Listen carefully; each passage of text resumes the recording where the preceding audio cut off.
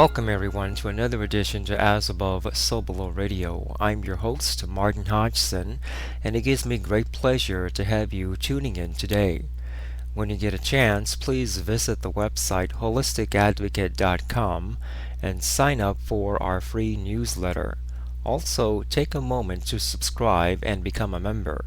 You'll not only gain access to our commercial free subscriber based interviews, but also treat yourself to an assortment of fascinating people worth listening to.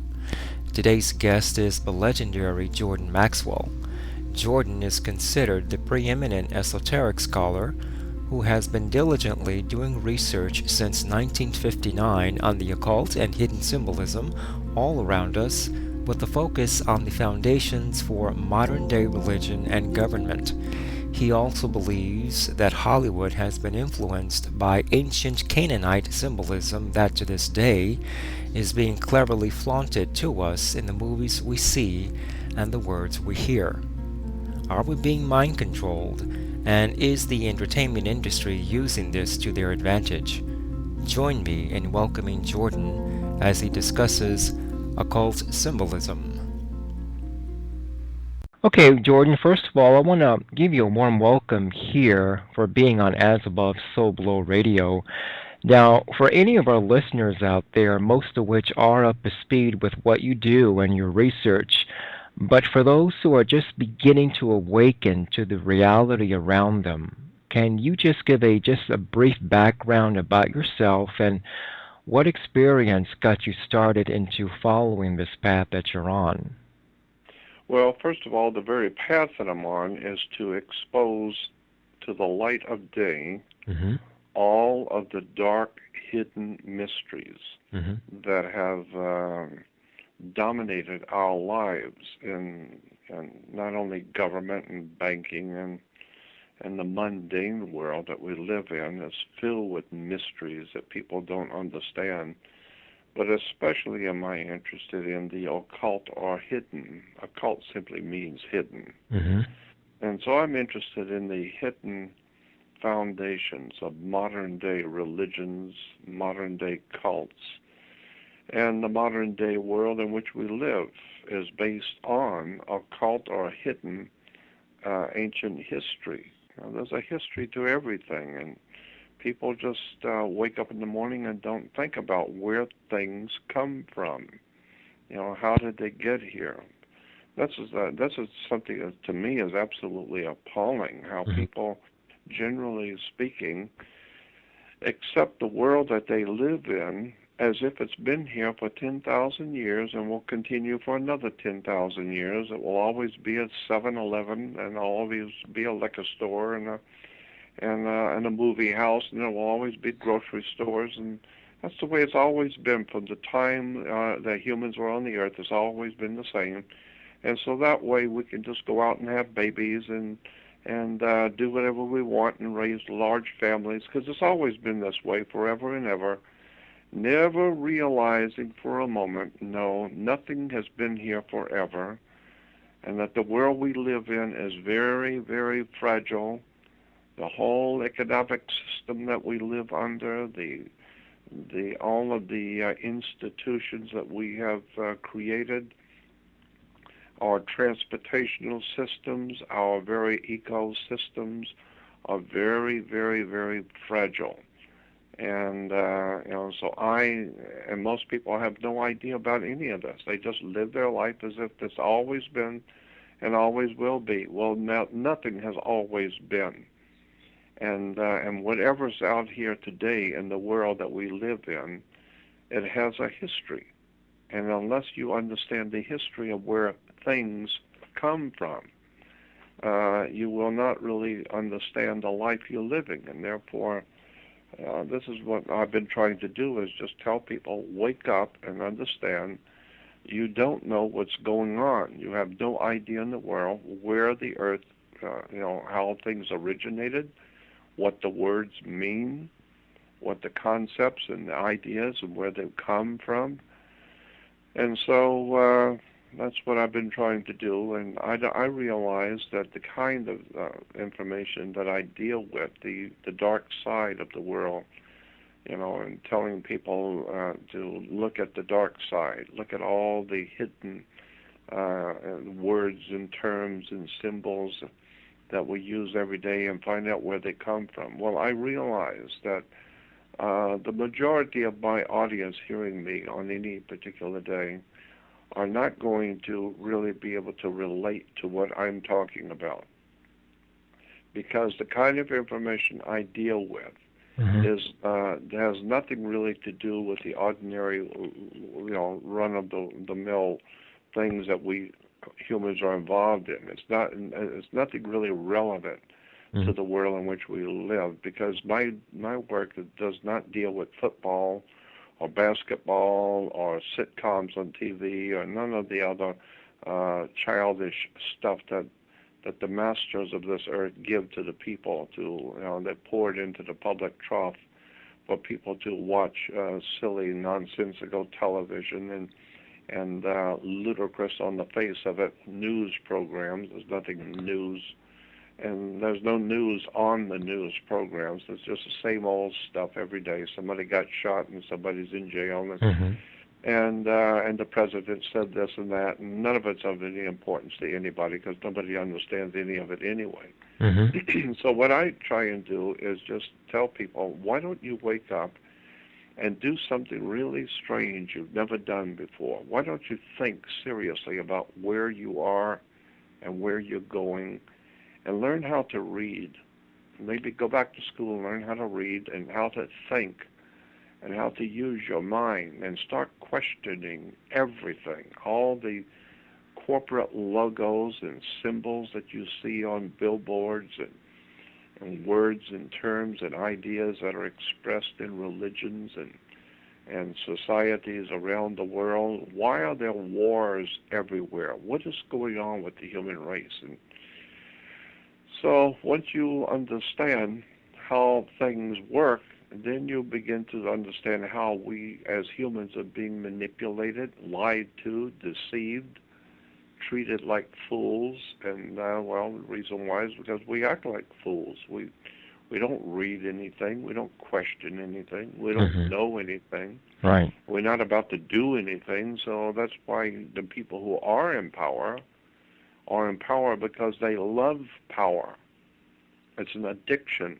It's like the underworld. It's like mafia. It's like the dark side of mankind's existence. There's the love of power and money.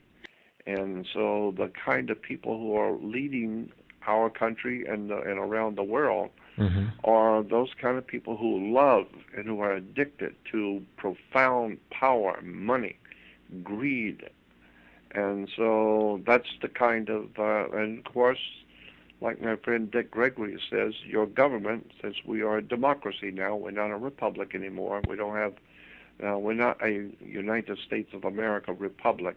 We are a democracy, and a democracy means rule of the majority. So that's why we get the kind of government that we have, is corrupt and evil and lying and deception and filled to the brim, over the top of corruption, deception, lies. It's because that's what the people want. The people themselves of America want that. They require that. They much rather watch a horror movie or some kind of a silly, nonsensical television show than to actually sit and listen to intelligent people discussing world affairs. Right. So, we get what we pay for. Right. We're really paying for it now. Now, you arrived in Los Angeles at quite a young age. You were 19 years old, and my understanding is that you were introduced to an unusual man who stated that he picked you for this mission in life. Can you share that for the audience here? Yeah, that's true. I arrived in Los Angeles 1959. I was 19 years old, just turned 19, and I was originally from Florida, and I ended up in Los Angeles in 1959, some 53 years ago, I think it is now. Ended up in Los Angeles downtown with $9 in my pocket. Wow. I had no idea where I was. I had no idea what I was doing. I was just a stupid kid, 19, and I ended up in a big city, 3,000 miles from home, Mhm. no one, with $9 in my pocket. And so that was quite an experience. But happily, at 19 years old, you can live through it. And so I ended up in North Hollywood, which is a northern suburb of Los Angeles. North Hollywood, not Mhm. Hollywood. Right. And and one morning, I was in a restaurant in downtown North Hollywood back in 1959, and I went in, and there was no room anywhere, but there was one seat at the counter. So I sat at the counter, and I was sitting next to a young girl. I was 19; she was probably about 17 or 18. Mhm. And so we got to talking and found out we both lived very close to each other, within a couple of blocks of each other, and I only lived about 2 blocks from town, so I had walked down, and so had she, but she lived about 3 blocks, but right near me, 1 block away from me. So we started meeting in downtown on weekends and hanging out together, and then we'd walk home. She would walk with me, but I lived 2 blocks in town, she lived 3, so I never knew where she lived, but she knew where I lived. Mhm. So one night she came over to my place and she said, my dad wants to talk to you. And of course I was very suspicious of that. I didn't want to talk to anybody's father. Right. And so she said, no, my dad's a very important man, and he wants to tell you something. He's got something to tell you. Mhm. So I thought that was interesting. I don't even know him, and he has something to tell me. So I went with her, and when I met him, I knew with an immediacy, I knew that this was not a normal man because of my, for lack of a better term, spiritual reaction off of him. I got my hair raised up on the back of my neck. I felt very, very strange being in his company. There was something about him that was very powerful. And I didn't know what it was, but I know I was at least had the presence of mind to know that I'm in the presence of something very, very peculiar. Mhm. And so we sat there and sat on the sofa. He sat on one end of the sofa. I sat on the other. My girlfriend and her sister sat on the floor. The mother was in the kitchen, and I never met her that night. And so we were just sitting and talking, and I felt a little bit better about him than my initial reaction, which was kind of creepy and scary. I felt something, about him. But as we were talking, he was talking about things that I could relate to as a kid, and so he was asking me about my job and how I like living in California, et cetera, et cetera. Mhm. And then just out of nowhere, he said to me, he said, "Remember back in Florida when your father built a new back porch? Your dad built a new back porch with your uncle, and the old back porch was falling apart, so he built a new one." And that scared me. That really scared me and tripped me out, because how would he know that? And he looked at me and he said, "Well, did that happen or didn't it?" I said, "Yes, it did happen." And he said, "Remember one night your dad used green lumber and the wood smelled funny, and one night you were in bed. Remember that? You were about 8 years old." And he said, "And you were in bed and you went out the back porch and the moon was full, and you looked up at the moon and you talked to God. You remember doing that?" And he said, "You picked up wood with your finger. Remember how the wood smelled funny because it was green, Mhm. and you were picking the wood with your finger. Remember how you did that?" And that really scared me, because I remember doing that, but there was nobody, and I didn't know how in the world would he know that, and it was frightening to me. Mhm. And I didn't want to show tears in front of my girlfriend, but he was scary. And he said, "Well, you talked to God, didn't you? And what did you say to God?" And I just looked at him, and he said, "Well, I'll tell you what you said. You said you wanted to do something important with your life. You wanted your life to have a meaning and do something important with your life. Is that what you said?" And I just shook my head. "Yes, that's what I said." And then he said to me, he said, "Well, how would I know that? How do I know all of that?" Mhm. And I looked at him and I told him, I don't know how you know that. And he said, well, I know that because we were there. You just didn't see us. But we were watching you. We heard you. And I said, who is we? He said, well, that's not important right now. But the fact is, we heard you. Or how would I have known what you did if I wasn't there? So he said, you did ask God to let you do something with your life, didn't you? And I said, yes, I did. Well, then that's what we're going to let you do. We're going to let you do something with your life. That's important. And I didn't know what to think. I'm listening to this guy. And he said, but what we have for you to do, you won't do to the very last part of your life, the very last years of your life. We have something for you to do. But, and I said, what? What is it I'm supposed to do? He said, well, that's not important right now. All you need to know is that you're in California. And he said, why did you come to California? Why are you here? And I said, I don't know. I just had to come here. And he said, that's right. We brought you here. Mm-hmm. We brought you here. And tonight I'm going to start you on your journey. Because you did ask God to let you do something. So we're going to let you do something. Mm-hmm. So that was scary. That whole night was really a mental trip. Hmm. And especially as a kid, 19-year-old kid, hearing this. And so he said, so I'm going to give you a book. It's going to start you on your journey. And we will guide you. And at the last part of your life, we have something for you to do. And then he said, but at the time that we will want you to do what we've sent you to do, you will know what it is that you have to do. Right. And so that started me, and he gave me a book called The Complete Works of Charles Fort. You can still get that book today, and it's an awesome book. And that was back in '59 he gave that to me. Mm-hmm. You can still get the book today, The Complete Works of Charles Fort, F-O-R-T. Mm-hmm. Get it. It's an amazing book. So it did start me on my life of interest, because even before I had left home, I grew up in about a mile from Gulf Breeze, Florida, in Pensacola. Mm-hmm. And I had been having all kinds of otherworld activity around me. I remember seeing strange entities in my bedroom at night, UFOs at night. Mm-hmm. I had all kinds of incredible, interesting, otherworld experiences as a kid.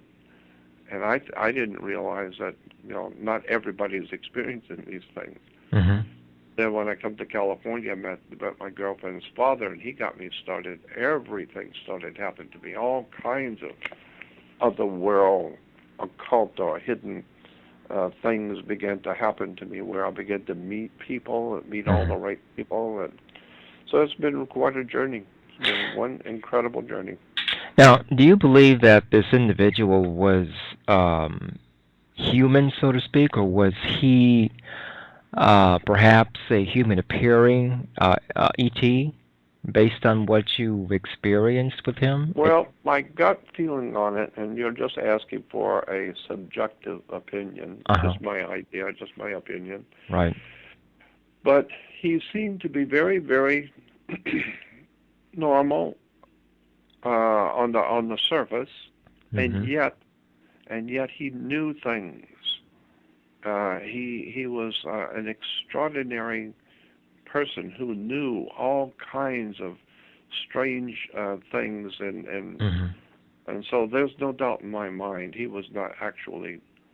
And it's just my opinion, but I don't think he was really fully human. Mm-hmm.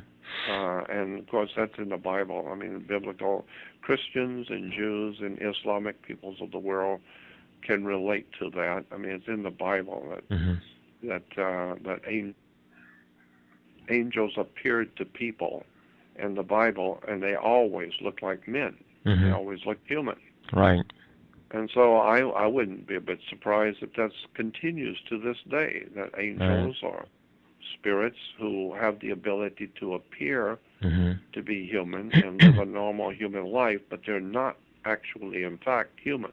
Mm-hmm. They are a hybrid, some kind of hybrid creature. And And if people think that sounds crazy, well, you better go back and read the Bible, because that's what it's all about. Mm-hmm. You know, there's all kinds of stories about the sons of God who came down, saw the daughters of men, that they were beautiful. Well, only a man would see a woman as beautiful. Mm-hmm.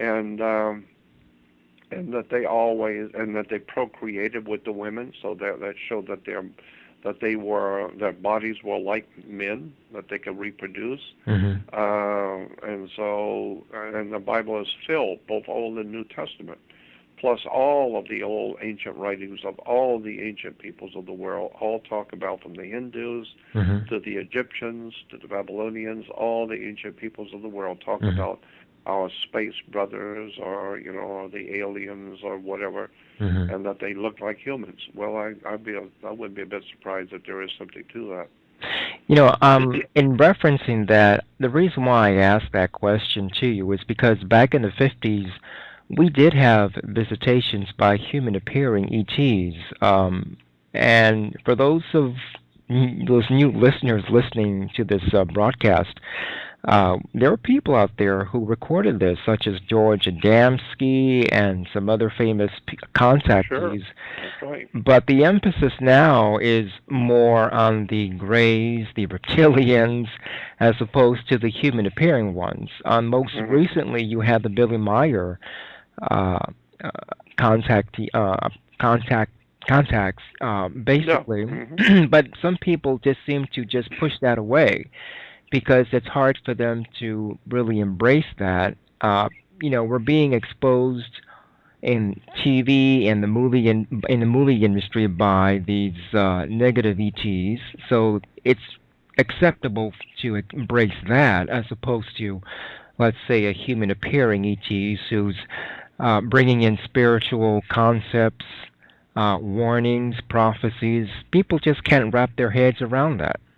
No, I think you're right.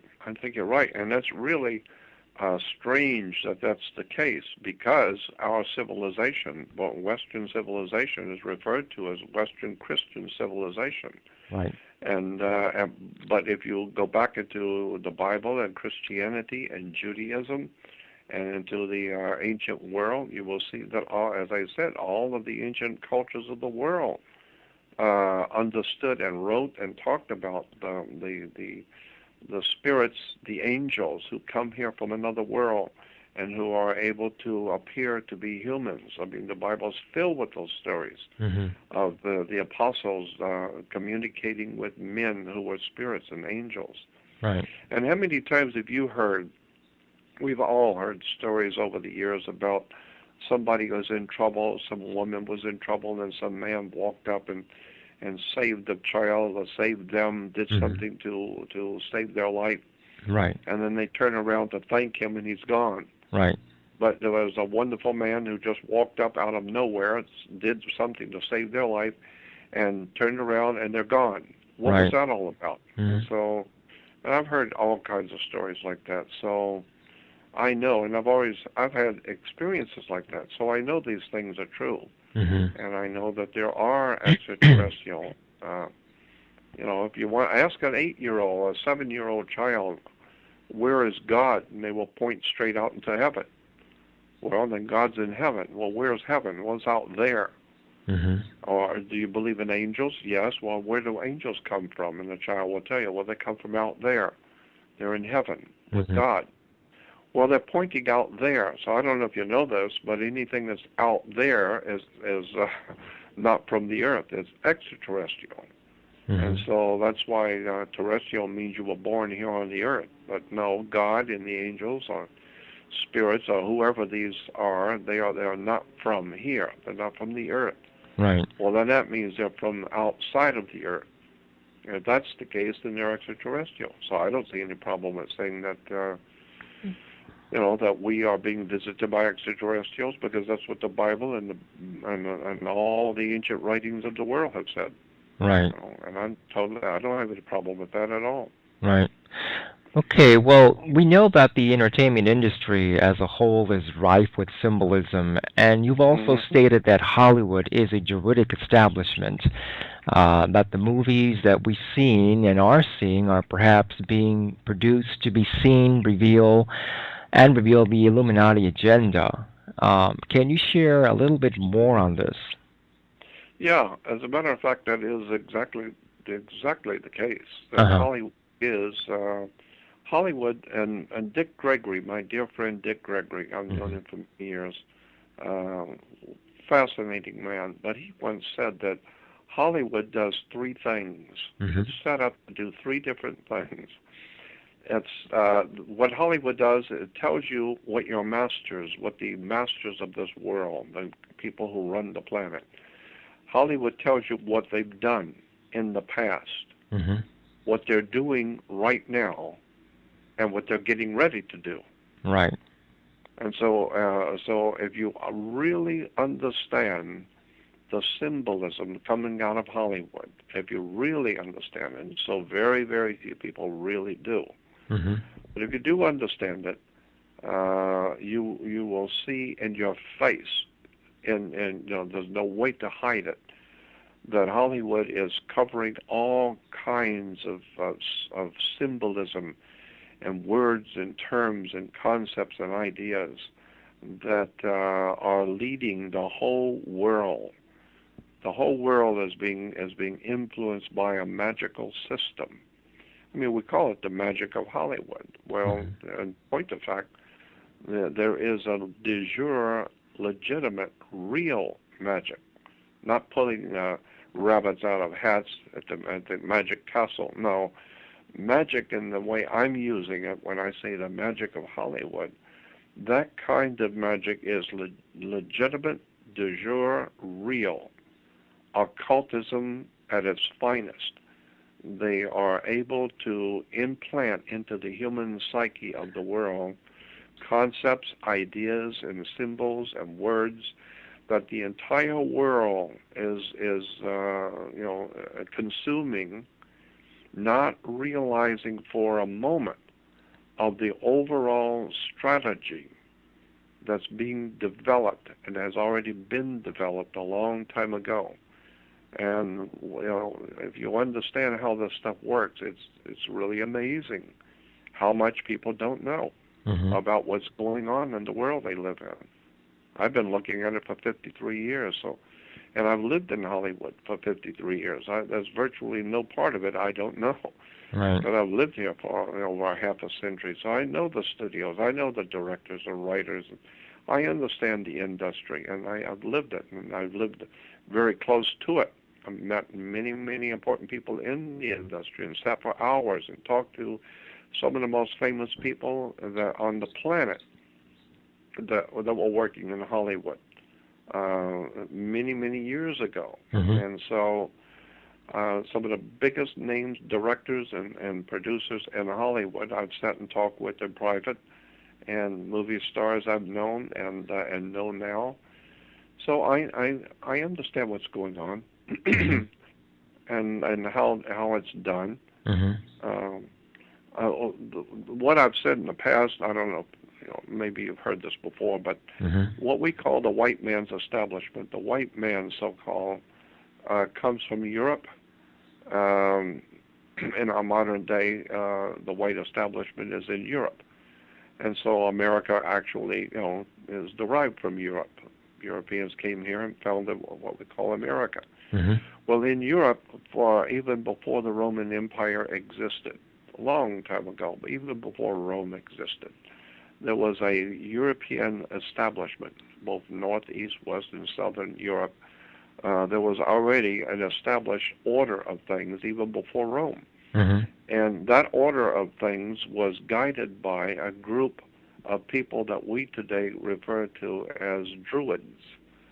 The Druids were Celtic or Celtic European peoples who were the doctors, the lawyers, the judges, the officials, government officials, all of these, that whole Druidic system was run by Druids.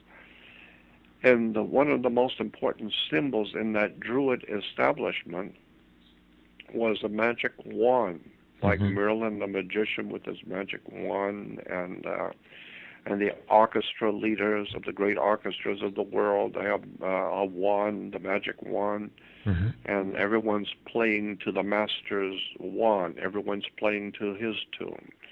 So the magic wands were a druidic symbol of power and magic.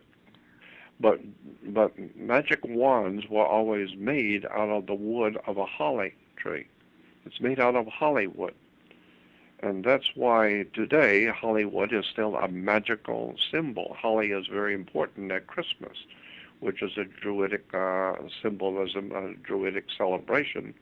Christmas time always is Christmas holly.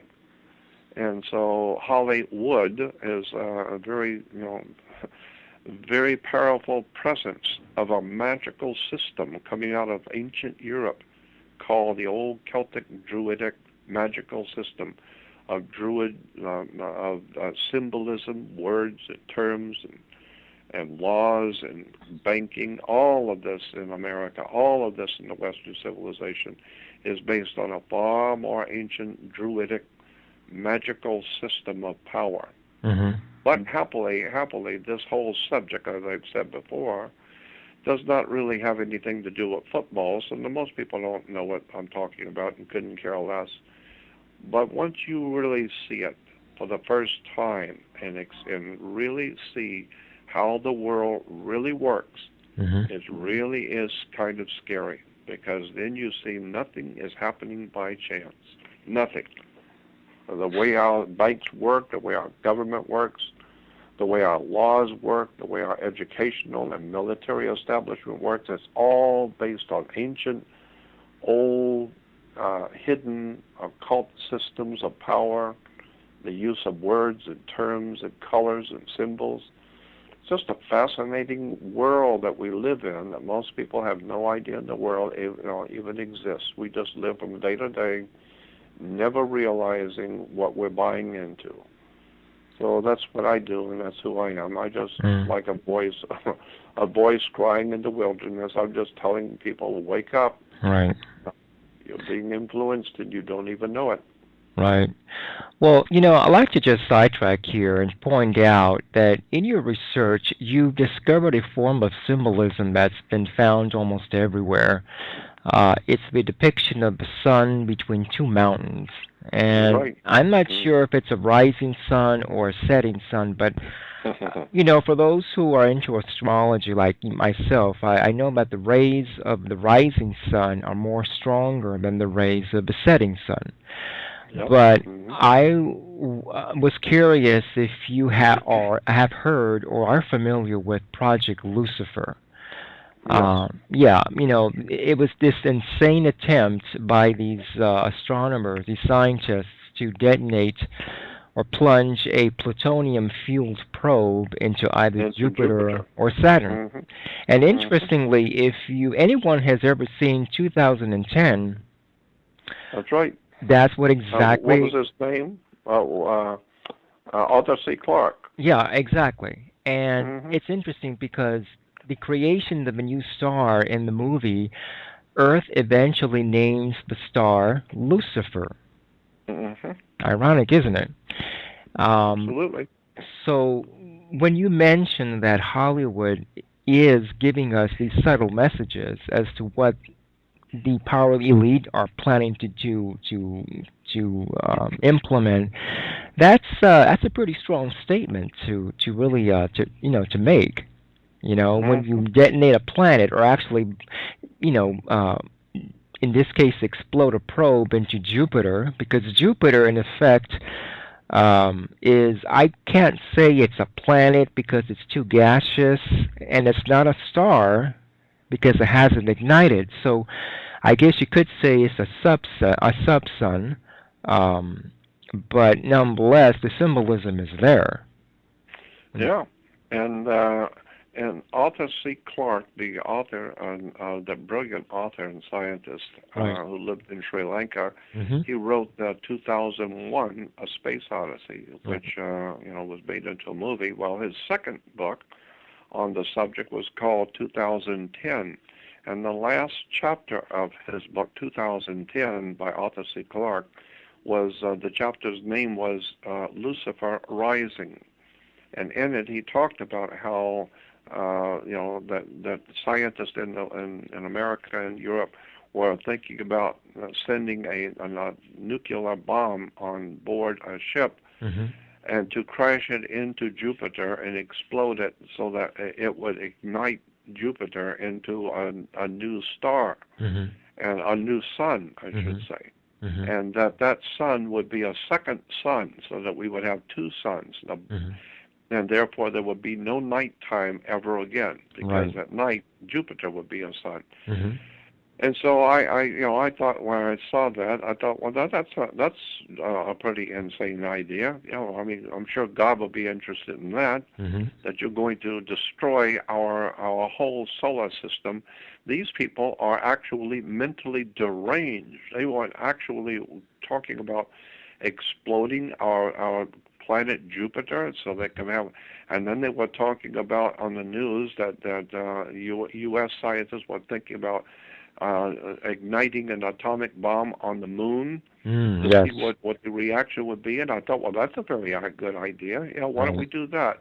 Mhm. Explode a nuclear bomb on the moon, as if, what kind of a mentally deranged, retarded individual would come up with an idea like that? How about we blow up the moon?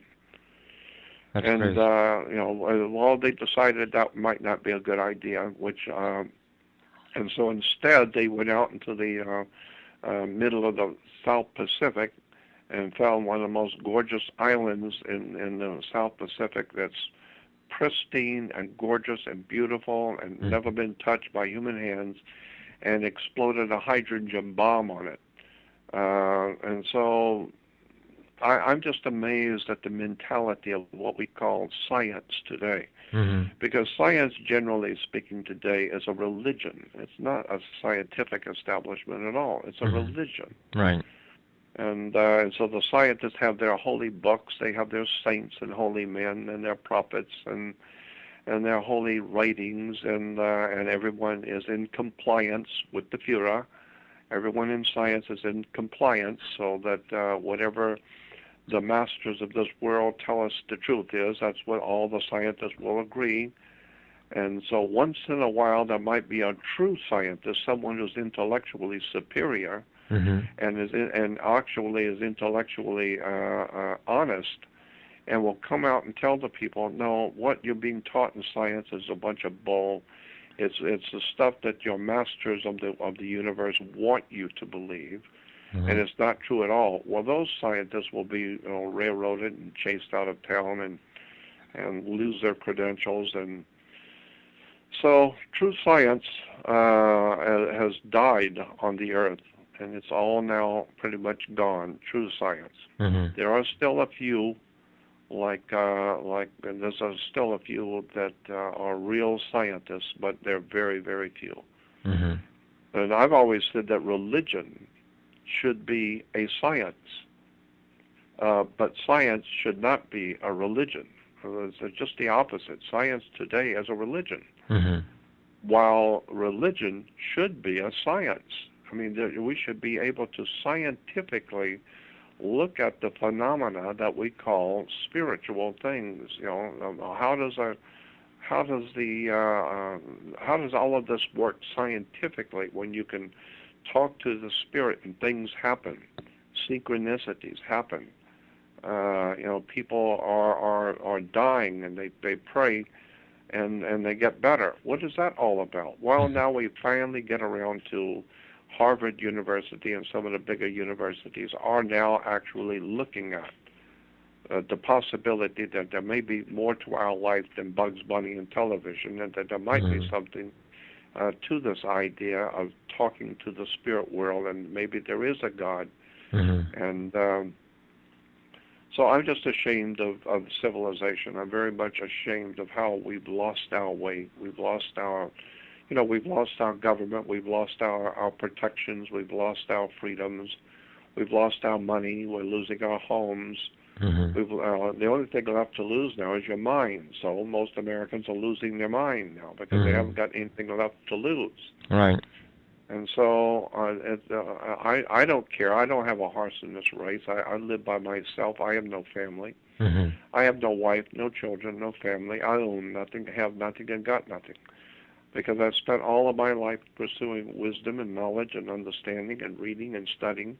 And if you do that for 53 years, you won't make a dime. You won't make any money. You'll be living in university or libraries, studying and reading and researching and correlating materials and ideas and talking to people around the world. And so I got what I wanted out of life. I Mhm. got what I wanted. I wanted to know. So Mhm. many people today don't care to know. I do. I want to know. Right. And so I pursued wisdom and knowledge and understanding only to find out today at this late time in my life.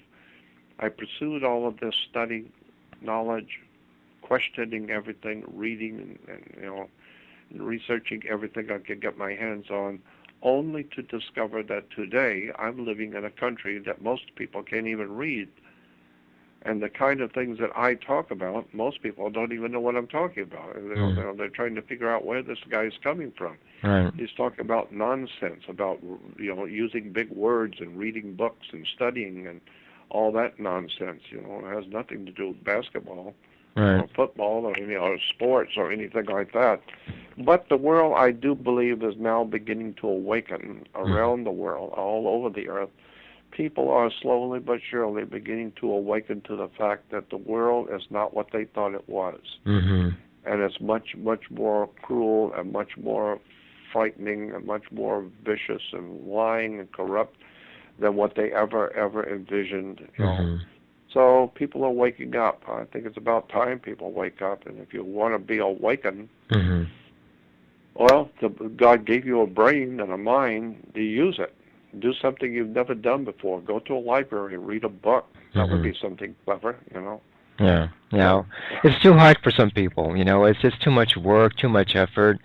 They prefer to just play with their iPhones, their iPads, oh, you're right. video, Hmm. video Yeah. games. Yeah, that for some people it's just too hard. They don't want to Oh, I apply agree. the extra effort. I agree. You're right. Yeah. There's no doubt about it. And that's Right. why the world's in the shape it's in, because Right. the people who founded our great country, our great republic, who gave us freedom and liberty and justice and protection, well, all of that's gone. It's all gone now. Now you have to be in compliance. You better be in compliance because the government. So you need to be in compliance. You need to remember that you are not free. You're not free anymore. It's no longer a free country. Mm. There's nothing free out there anymore. You can't go to an airport and just get on a plane. No. You need to take your shoes off and open up everything. So we're not free. No. America's finished. It's over. America's finished. There is no free Mm. country. We're not. And so, but the people realize, and I see this, the people of America and around the world, because I've been all over the earth, people generally speaking, and especially in America, have no power, and they know it. The American people have no power to do anything. They can cry and complain and moan about all of the problems we have, but Mhm. they can't do anything about it. They can't actually change anything. And the reason why is very simple. They don't have the power to do it. And why don't they have the power? That's even more simple. Mhm. Knowledge is power. Right. They have no knowledge. They read nothing. They question nothing. They know nothing. They sit back and do nothing. So therefore, the people who are in power will suppress you more and more and more. There's an old saying that what you will take, you'll get more of. Mhm. And so the American people have no power because they have no knowledge. They don't know how the government works. They don't even know how to spell it. They have no idea in the world how television works. They have no idea about how the banks work, why there's a bank, why there's a police department. They have no concept of a difference between a republic, which was the United States was founded back in 1776 as a republic, as opposed to a corporate democracy today. They don't know what those words mean, and therefore, knowledge is power, and you don't have any knowledge. That's why you have no power. Right. So all I'm trying to do is just empower my fellow man to wake up and realize you've been had. There are people who are entertaining you. We call it television. We call it music and drugs and alcohol and entertainment and movies. They are entertaining you. There is a whole massive movement in the world to entertain the masses of the people. Keep them entertained, keep them going to a movie, keep them worried, sick about the economy, worried, sick about the war, worried, sick about this and that, worried about their job and worried about this and that. Keep them entertained, keep them sick, keep them on their knees, but make sure you have a liquor store on every corner. Every corner must have a liquor store to make sure there's plenty of liquor, plenty of alcohol, plenty of drugs. Something's going on here. Most people don't see it, but ultimately it's going to eventually collapse Western civilization. We're collapsing now. There's riots in the streets. Oh yeah, that's happening now. It's happening all around us. All around us. And then there's this proliferation of these movies where the hero saves the day. If you look around, most of the movies being produced, like every year or so, there's always a hero, a comic book hero. And that's right. I think the public is being brainwashed to accept, don't worry about things, we'll take care of this, we'll go ahead and just destroy the enemy. You just sit back and relax and chill in your home. Just chill out, have your beer, watch TV, and watch Jerry Springer, and be entertained, and watch Forrest Guthrie's Company, and just watch your sitcoms and have a beer and don't worry about everything. We're going to take care of everything. Right. And so therefore every day the world gets darker and darker and darer and more violent and more wars and more pestilence and famines and right. I mean, we've seen this in action because with the Boston bombing, if anybody was paying attention, you had all these alphabet agencies out there wielding their weapons, questioning the residents, and the residents, they're like, well, they're the ones in power. I'll just do my part and just answer questions and cooperate and let them find the culprit and so forth. And we saw basically a shift in how the mindset of Americans behaved after that incident. Now I wouldn't be surprised if someone will stop, let's say an authority figure will stop someone with a backpack, maybe carrying some sunglasses and a baseball cap, and ask this person, "Can I see your ID, please?" That's not too far on the distant horizon. It's coming. No, that's happening right now. Santayana said, the philosopher Santayana said that for those who will not learn from history are bound to repeat it. Exactly. And so Americans have not learned from the history of the world, quite simply because they don't know the history of the world. And the history of the world is not really important at all because it has nothing to do with their everyday life. So who needs to know about what happened 100 years ago? Well, if you're ignorant of history, then you're going to repeat the same mistakes other people have made. They made the same mistakes in the Roman Empire. Right. They made the same mistakes in the Grecian Empire. They made the same mistakes in the old Phoenician Canaanite Empire. The ancient world has made all the mistakes, and we're still making all the mistakes they made. Why? Because we will refuse to learn from history. So, therefore, we're bound to repeat it. We're going to have to go through the same falls, like the fall of the Roman Empire. We're going to have to go through it too. Our great republic, our great country is falling, and she's falling quickly now. And she's the mockery and the laughing stock of the world. And our great, the greatness that was America, that issued freedom and liberty and justice and honor and decency, and could have led the world to show the world what mankind could be like, what we could do if we were free. Mankind was free to rise to the best level, and to rise above, and to be the uncommon man, to be uncommon, to do things like Nikola Tesla and Albert Einstein, be the uncommon man, rise up to do things, great things for the world, great achievements. Well, today, if you are an uncommon man doing great things, you will go to jail. You will go to prison in this country. You better watch what you're doing. And if you think you're going to cure somebody of a disease, you better have a second thought. You can go to prison for that. And if you're going to step out and be a single man, a single person, a single woman, to do something that others have never done before, and go out and be the pioneer to do some great thing for the world, you will be put in prison in America. You'll go to jail.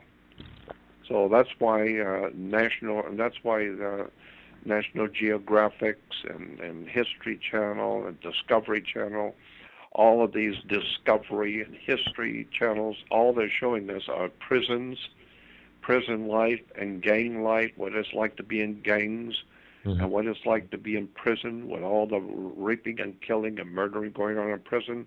Why do you think History Channel is showing those kind of movies about what it's like to be in prison? Why do you think Discovery is showing you all the things you need to discover about gangs?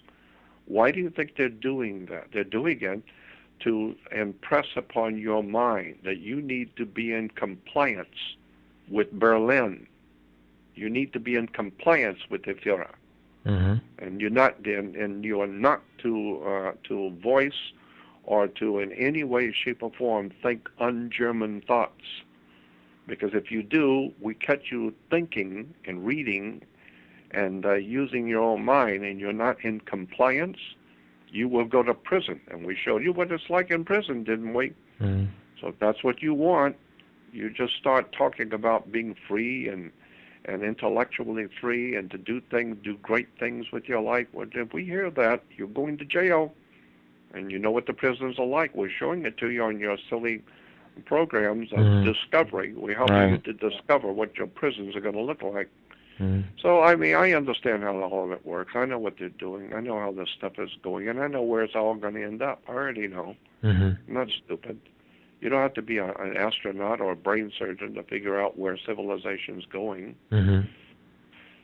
So it was a wonderful. I think it was a wonderful time. America, land of the free and home of the brave, and we're intellectual, spiritual, enlightenment. It was a great idea. It didn't work, but it was a great idea. So we move on. And so I mourn the loss of our great country, the mourning of the loss of our great republic, because now no longer is America free. No longer is America the great bastion of hope and wisdom and knowledge and understanding. Today we are living in a police state. God help us.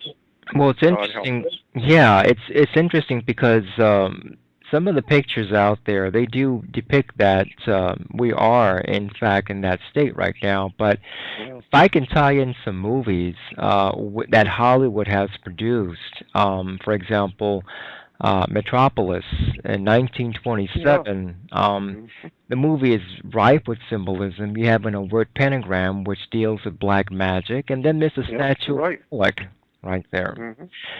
You have The Day the Earth Stood Still, May 1951. Now, this is a human like E.T. that lands on Earth, delivers a very strong message to mend our violent ways or face the truth. That's right. That will destroy ourselves.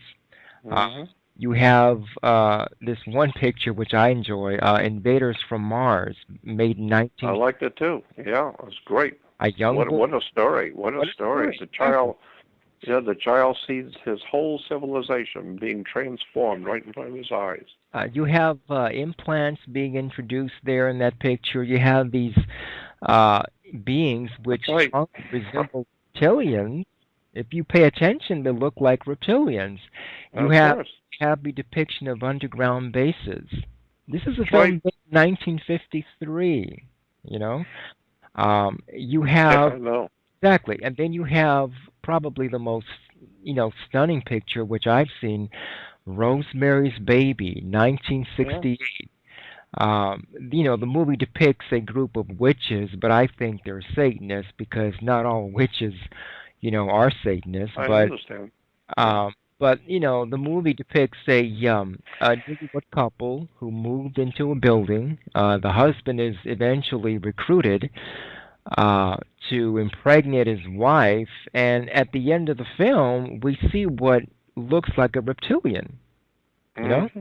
I wonder how the director got away with showing that to the Well, audience. I mean, but look at, we've got enormous amounts of movies have been telling this stuff for years. I mean, Oh yeah, the invasion of the body snatchers. there you go. That's another. And in that movie, you have to go to sleep before the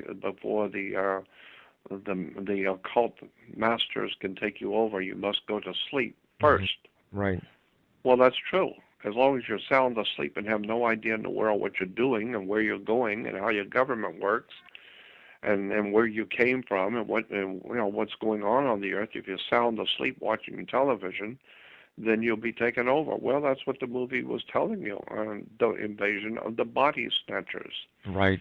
And so now they're snatching bodies all over the world. I mean, it's quite a story.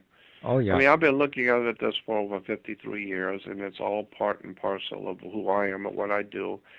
And I'm not complaining about anything anymore. I just do what I do. I'm just looking at the world. I'm not a conspiracy theorist. Hmm. I'm a conspiracy analyst. I'm just analyzing the world around me. And anyone can do it if you just read and look at how the world's going. So Hmm. that's who I am. That's what I do. So, Jordan, do you think that it's past the in this case it's too late for us to really um, go back um, To freedom to and freedom dignity and and honor. exactly it's I can't say it's too late because there is hope and optimism out there for some of us, but for those who prefer to resonate, with Kim Kardashian's pregnancy and Yeah, what yeah, I Lady know. Gaga is going to introduce, in her Yeah, I latest know. CD. But for those who really believe that there is hope and there is optimism out there, despite and I call these distractions because they are distractions. Hmm.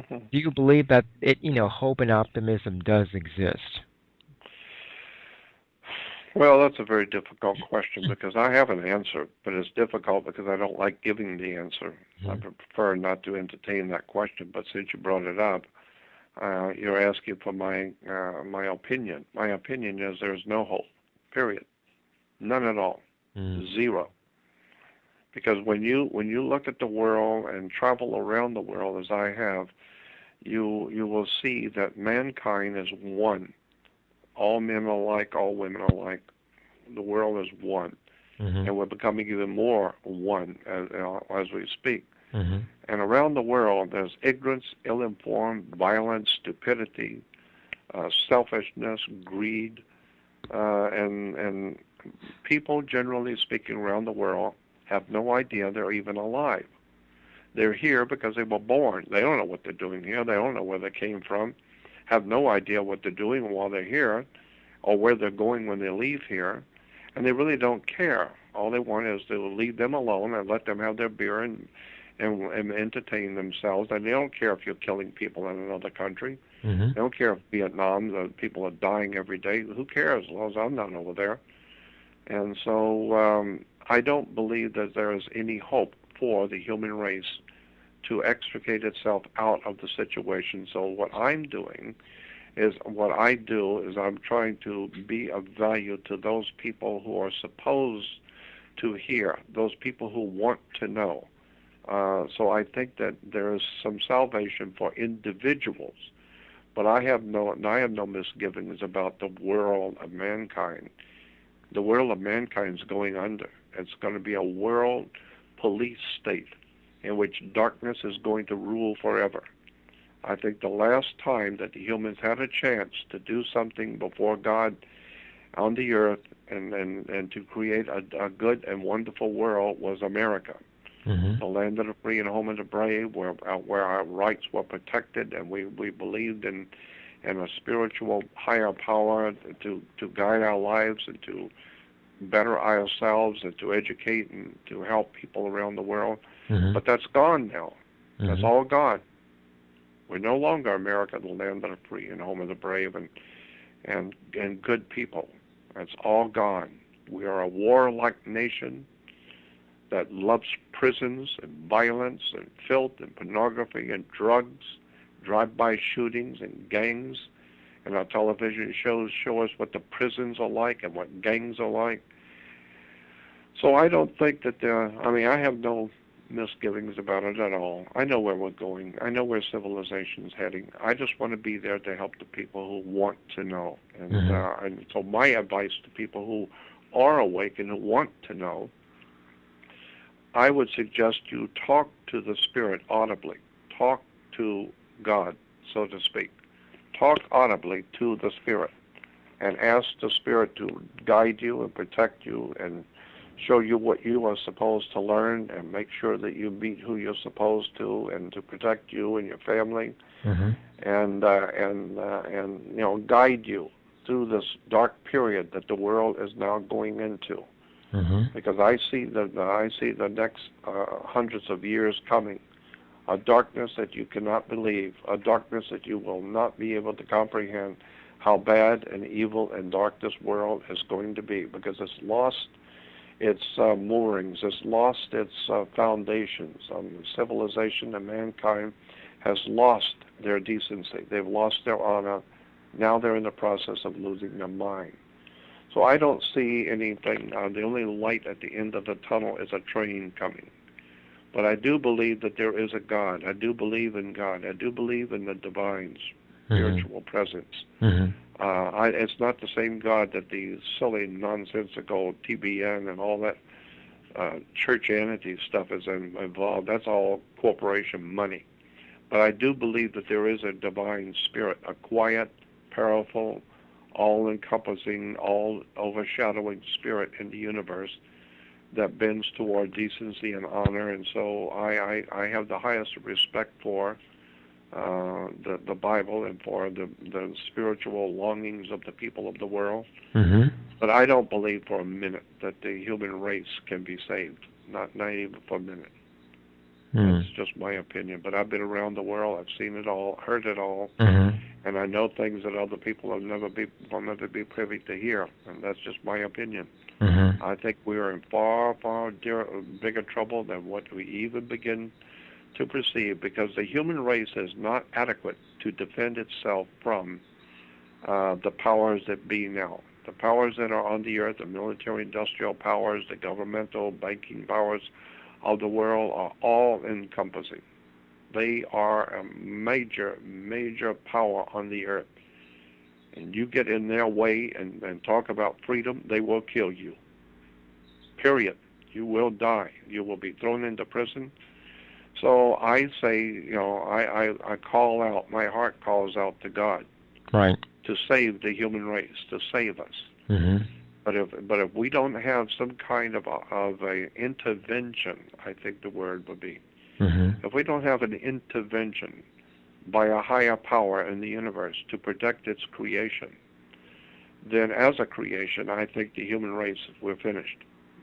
I think that's my opinion. I've only been looking at it for 53 years. Right. Just out of curiosity, are you familiar with the Hanok prophecies by Billy Meyer? Yes, I am. Yeah, and some of the prophecies, they do depict a very grim, dark reality. Yeah, because it's being honest. Yeah, it's true. But it just seems that that maybe I'm wrong here, but some of the predictions are being created, so to speak, by the elite. It seems as if, though, for example, like in the Bible, you have the Revelation. Yeah, I understand. I understand what you're saying. But I would just say, yes, there is a definite connection between human society Right. and the extraterrestrial presence, and what we call the angels, or God, or demons, or angels, or poltergeists, or spirits, or ghosts, or whatever this other world presence and life forms are. And they're here. There's no doubt about that. Mm-hmm. They're obviously not from, they're not from here, so they are extraterrestrial, and in fact, a dictionary definition. And so I wouldn't be a bit surprised if we are being visited and are being manipulated as a human creation on the earth by higher powers that have come here from somewhere else. Mm-hmm. And that's why I don't think mankind is ever going to be able to extricate himself from the powers that be. And I think the powers that be have already decided. They've already told us what they're going to do. They've already shown us what they're going to do. Right. The people who are in power on this planet have one thing in mind: to beat down the human race so it cannot stand. It cannot be, this whole idea, the very concept of human freedom, liberty, justice, and honor, and the honor of protecting the weak, and protecting the child, protecting the old, the people, and seeing to law and justice and honor and decency. All of that is gone. It's over. It's gone. It doesn't exist. What exists today in the world is power. Pure, unadulterated, violent, Roman fascism power. Mm-hmm. And it doesn't give a damn about your grandmother or your child or your hopes and your dreams of life and freedom and your hopes for the future. There is no future. There is only power. Period. And today it is now out of control. Mm-hmm. And therefore, it would obviously follow, be ready for the future. It's coming. You love what Adolf Hitler did for Nazi Germany, and if you like what V.I. Lenin and Brezhnev and all those murderers did for Russia, then you are going to love the world that's coming for you, because now the world is going into the darkness.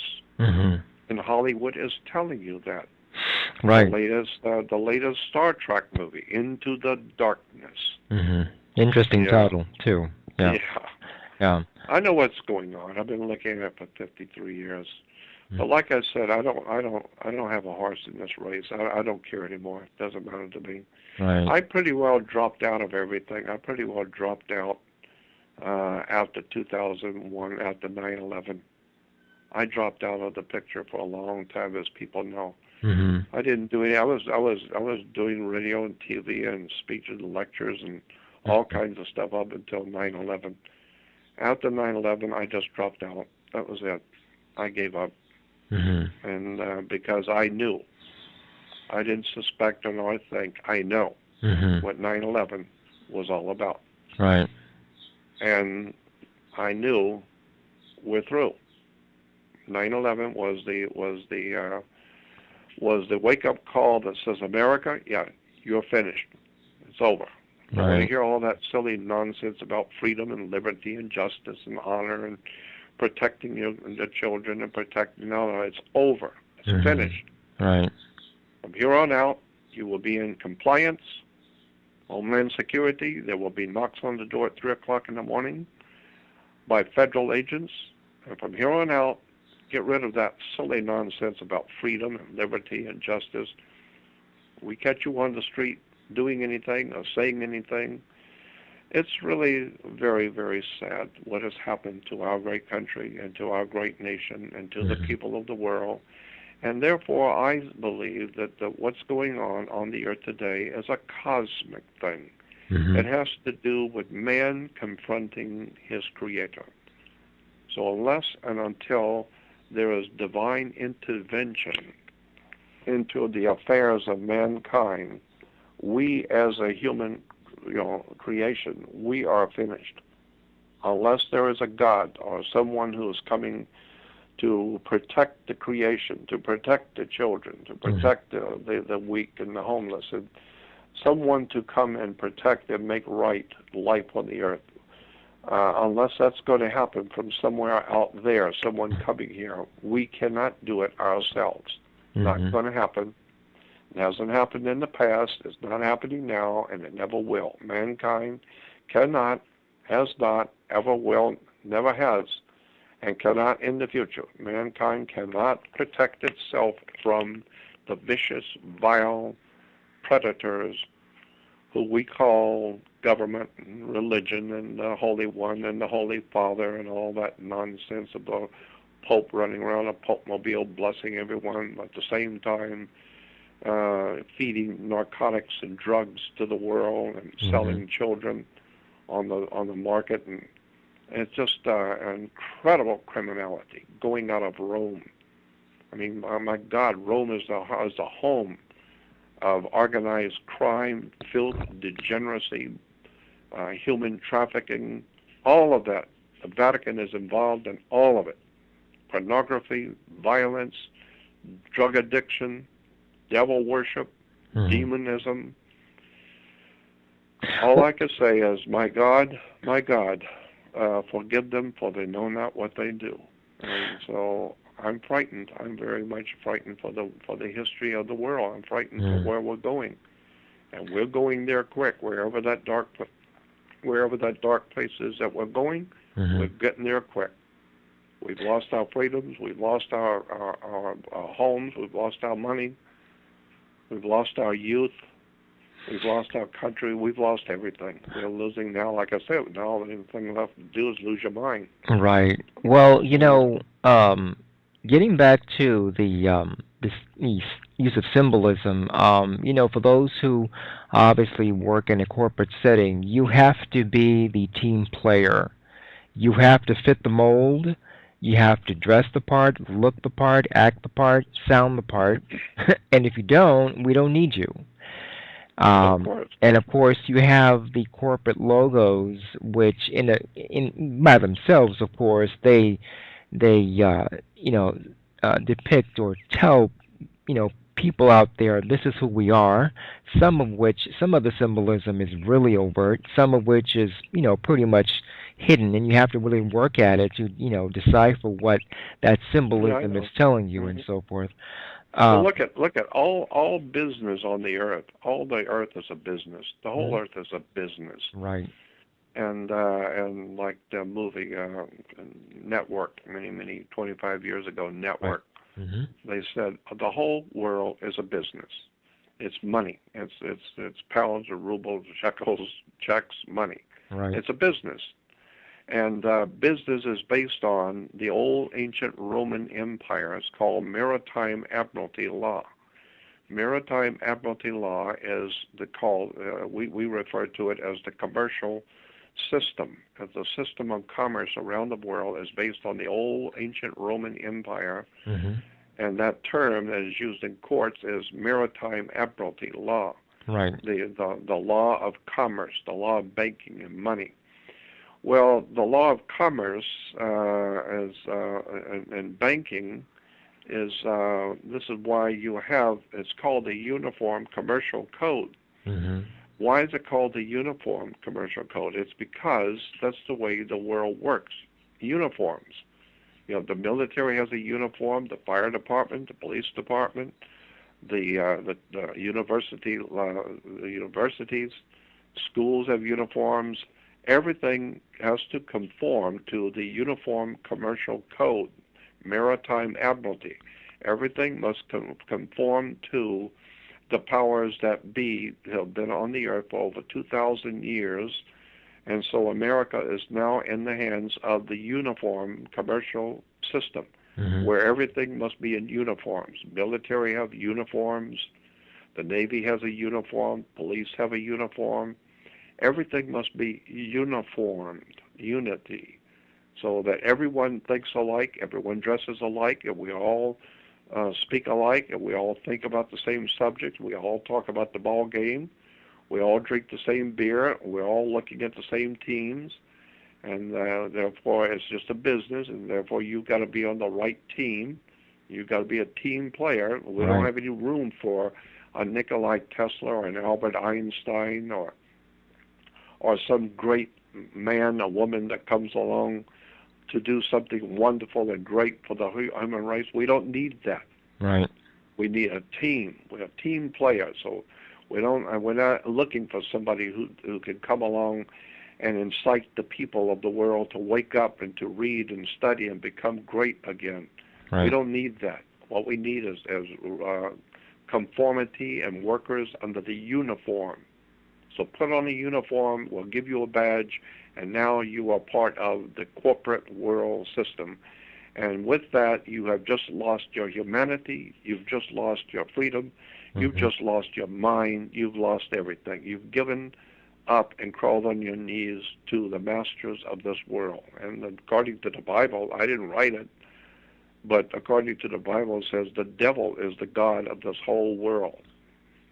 The whole world is lying in the power of the wicked one. Well, I think that's probably true. Like, remember that song many years ago that young boy sang, he's got the whole world in his hands? Yes, yes. Yeah, that was talking about the devil, the prince of darkness, the evil one. Because in point of fact, he does have the whole world in his hands. Everywhere you look on this earth is violence, drug addiction, murder, gangs, corruption. Your food is corrupt. Your air is polluted. The world is collapsing. The world is eventually going to come face to face with the harsh reality that we have sold our birthright, we've sold our humanity, and now we're enslaved. Right. I know where it's going. Right. Well, Jordan, I know you have a busy schedule here, and we are approaching the end of the first hour. Would you care to remind our listeners how they can reach you? Are you still out there in the lecture circuit doing lectures? Well, a little bit. I'm more. I do a little bit of lecturing. I'm kind of afraid to do anything. I'm kind of afraid to stand up and say anything intelligent because you go to jail for that in America. So I kind of try not to say anything too intelligent, right? So I don't get thrown into prison as an Al Qaeda agent or something and taken to a warehouse and have your fingers cut off and waterboarded because I said something that caused people to think. So I try not to be too open with what I know and what I do. But I do a few lectures here and there and little stuff on. At this point, I don't even know where I'm going with any of this. Right. I'm waiting for God to show me, so to speak. Now, people can also view your material online, right? Do you have a website as well? There's a lot of stuff out there on YouTube.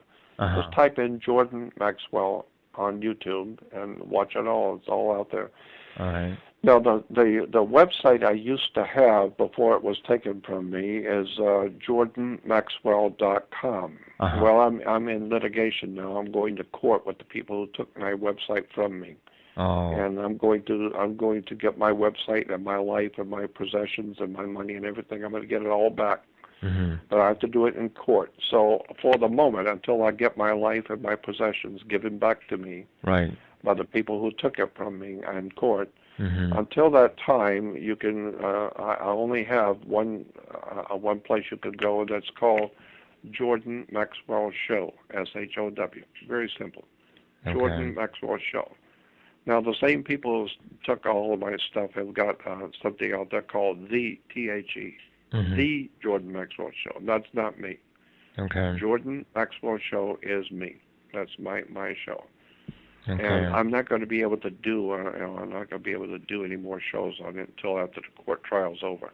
Right. So it was a good run. I got some shows I've done, but I'm not going to be able to do much more until after this trial is over. Right. But if you want to contact me, go to Jordan Maxwell Show, and it's all my information is on that page. Email me if you want, call me, and go on the web to YouTube and put my name in and watch everything I've got. Everything I've ever done is out there for free, so you don't need to order anything from my old website, jordanmaxwell.com. You don't need to order anything because everything I've ever done is out there for free. Right. So, now, my understanding is that you also were part of an organization, I believe it was called, maybe I'm wrong here, the American Institute of Sensitives. yeah, it was called US of A. US of Okay. A. All right. Like the United States of America. No, the Right. United Sensitives of America. Now, is this organization still out? No, I don't think so. I don't think Uh-huh. so. The man who founded it passed away, and Uh-huh. I still know a lot of the great people that were in the organization. I was on the steering committee at one time, and it was a fascinating thing that we were doing. We were working with the military and the police department and the sheriff's department in Los Angeles. It was a very interesting and exciting time, and I happened by chance to fall into that group and became one of the principals in the organization. Is called the US of A, United Sensitives of America. We can talk about that another time. Yeah, absolutely. Okay, Jordan, so you have any closing comments you'd like to make for our listeners here? Well, all I would say is just keep looking for my work, because as soon as I get my life back, right, I've got a lot of things I want to do. And if you are, and if you're interested, email me. My email is it's on my website, jordanmaxwellshow.com. Okay. All my email stuff is right there. So, and my phone number and everything else is there. Right. All I would say is that for people who are awake and who are awakening, is to talk to the Spirit. Talk to the Spirit, or as Christians would say, talk to God. Well, I don't use the word God, because God is simply dog spelled backwards, and it has nothing to do. God doesn't have anything to do with religion today. Christianity is a mockery to man and God. But there is a divine presence in the universe that men have called God, and I have the highest respect for spirituality and God. So I would just say to people listening, just talk to the Spirit and ask the Spirit to guide you and protect you and show you what you're to learn, and then ask the Spirit, show me that you're hearing me. Give me a sign that you're hearing me. Right. You'd be surprised what will happen when you do that. Don't be surprised if something happens and you wake up in the middle of the night and you see an angel in your bedroom. After all, you did ask. Right. You said, show me that you're hearing me, and the Spirit is here, and it is hearing. Right. There is a God, there is a divine presence, and so I have the highest of respect and honor for that. I have no respect whatsoever for Christianity as it is given to us today. Right. The Christianity of today is a foul thing. It's foul, and it's death dealing, and people in it are dying, and they have no knowledge, no wisdom, no understanding, no direction. Right. They got nothing. Right. It's just an entertainment, dancing around the stage, and it's a mockery. But there is a God, so talk to the Spirit. Awesome. Great. Well, I really appreciate you taking the time here to chat with me for the first hour, Jordan, and I'll look forward to the second hour with you. Okay, and thank you for allowing me. Okay, thanks again, Jordan. Sure. Take care. Bye-bye. Okay? Bye-bye. That's it for the first hour on As Above, So Below Radio. Tune in for the second hour by subscribing to holisticadvocate.com, where Jordan will further share his insights on the music industry. Are music videos purposely conveying hidden messages to seduce the masses? Are writers fictionalizing the truth to convey their message, and is Hollywood aware of this? Is corporatocracy becoming the new norm? And how has television changed the mindset and morals of American society? And is the internet the next great experiment? And much more.